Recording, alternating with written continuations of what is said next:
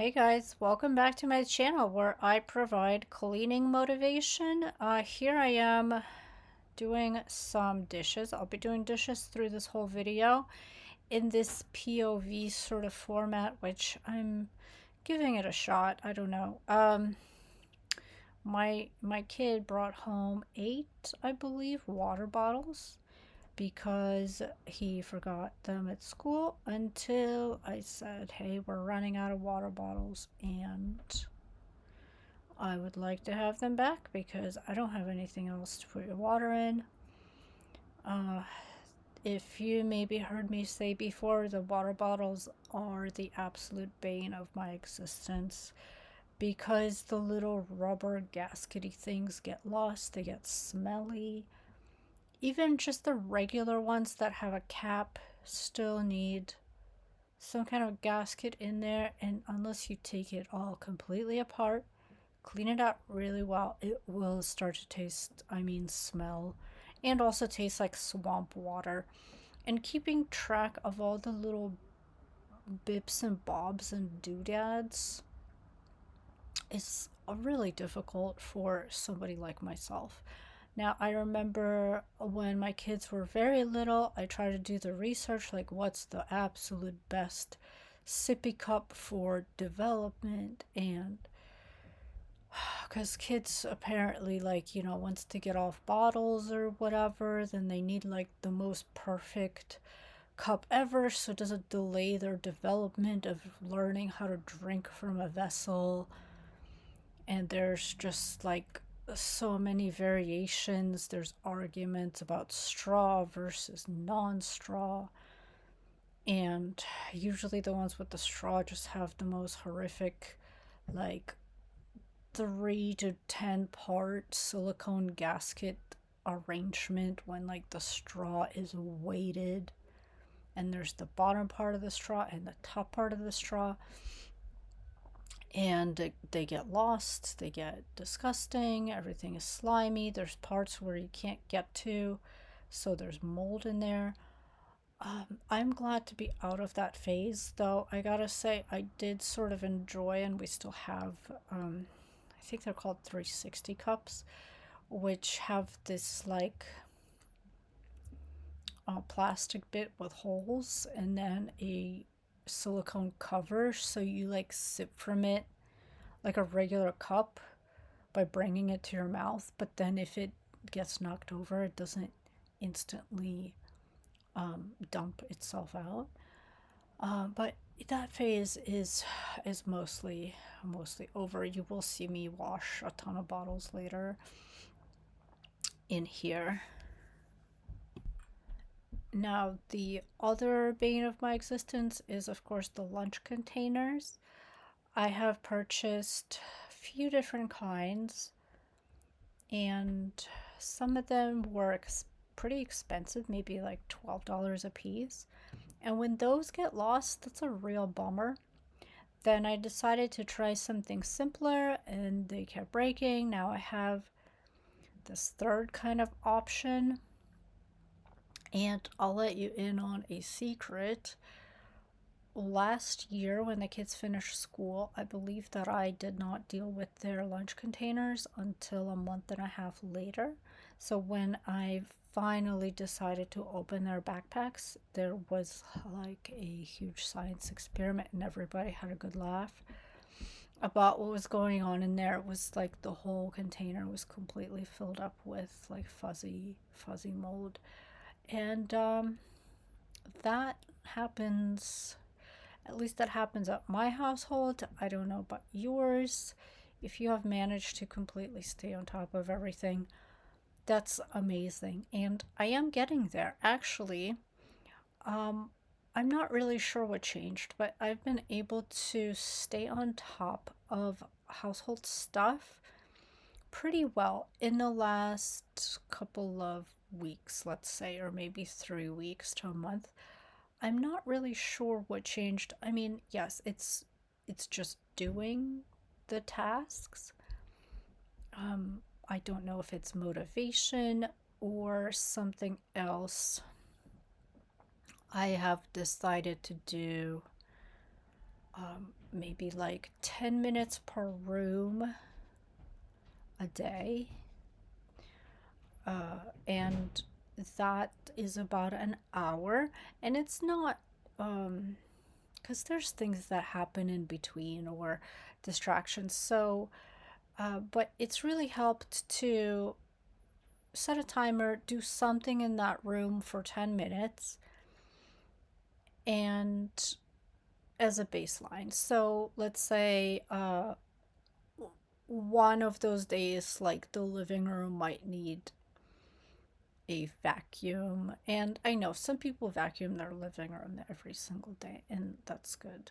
But for me, it's like one of those 10 minutes could be spent on vacuuming. The next day, that could be spent on like dusting or something that really needs attention. Usually, there's always stuff to pick up and put away. So, in every room, could use a pick up and put away. So, if you look at a room and you say 10 minutes is not going to make a difference, what are you talking about? Just give it a try. Just putting things away for 10 minutes is better than nothing. And then the next day, maybe you don't have it. Maybe putting things away takes 3 minutes, and then you could spend 5 minutes, I don't know, like wiping the coffee table, and then one more thing. And the cumulative effect of that small amount of time really does help, especially for somebody like me who I will get into a zone, and it's like I feel like and Dana K. White talks about this like project mentality. So taking the whole entire day to clean your house top to bottom, or taking a whole week to do something, and feeling like it's all or nothing. And if you don't have time to do the whole entire thing top to bottom, then the whole thing might as well be a wash. So I'm here to tell you little things, little tasks stacked on top of each other are very helpful if you, especially once you start to see the progress over like days and weeks. So, who is Dana K. White? She is like a cleaning organizing specialist who didn't start out that way. She had her own problem with her household and staying on top of things. And slowly, as she figured it out, she has shared her experience through blogs where she was anonymous at first, and then she started to gain like wide recognition. And I have followed her for nearly a decade, and she's not the only person who I follow for cleaning and organizing, but she tends to be one of those people um, who break down the process in a way that seems like mm, things that everybody should know. But if you do struggle with staying on top of home maintenance, then there's something that starts to happen after listening to her and other people like her, where just the sheer repetition that of the message, such as do the dishes every day, starts to unblock and really unclog those pathways, at least in my brain, where you sort of understand that, okay, there's nothing wrong with me, even if these things are very difficult for me. There's challenges we all have, as well as like gifts that come easily and naturally. And so ec if home economics don't come easily to you, it is something you could work on, and a skill. I've been at it for about 10 years, and I've always been like a more or less domestic person. So I've in roommate situations, I always like had dishes. In fact, in my last video, you can hear some about like my college experience and being a messy person living with other messy people. But yeah, so this is like a lifelong struggle that I feel like with the addition of this channel, I'm really seeing myself and seeing the progress I'm making, and also seeing how easily that progress gets demolished. So I created this channel for my own accountability, and also to bring the invisible things, make them a little bit more visible, because so much of this kind of behind the scenes labor, if you're doing it for yourself or if you're doing it for the family, if you're like, do the majority of the cleaning and the cooking and the laundry, then all of these things can feel like, thankless, but more than that, they could feel like it should just be part of living, like, just doing these things as you go, or whatever it is. Like, for example, I grew up in a house that was never messy. There was never like clothing out, there was never toys out.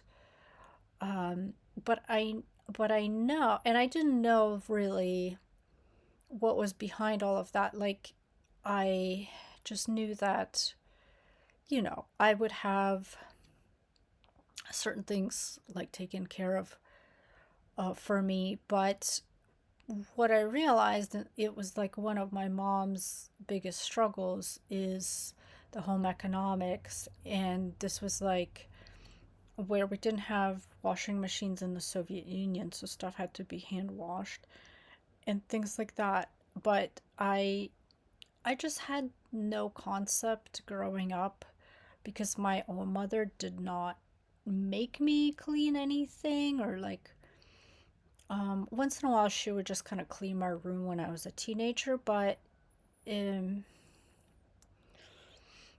I didn't get like very much exposure to cleaning. But also, I think my mom knew that how much she hated all of that stuff. She just kind of didn't want it to be like another source of tension, even though there are plenty of sources of tension. But uh, cleaning, I was just kind of like, yeah, I guess it just happens, or somebody does it, or I don't know. But especially when I became in charge of like my own household with children, I can really start to appreciate just what a monumental effort it is. And this channel is here to acknowledge you and acknowledge myself for all of this behind the scenes work that needs to take place to keep a household running. So, yeah, today's session is pretty brief. It's about a 15-minute video, if that. And I hope you've gotten a little bit of motivation, maybe a little bit of company, because I know a lot of these tasks can be really solitary. Oh, and if you know of a really good non-stick pan that you would recommend, please let me know, because I've been using the Ballerini brand, which was lasting for about 3 years without scuffs or scratches. Then the last one I got only lasted a year, and now I got this other brand and it's already dinged up. And I just don't like using pans with scratches on them, especially the non-stick kind. So if you know, please tell me. All right, thanks for watching, and I'll see you in the next one.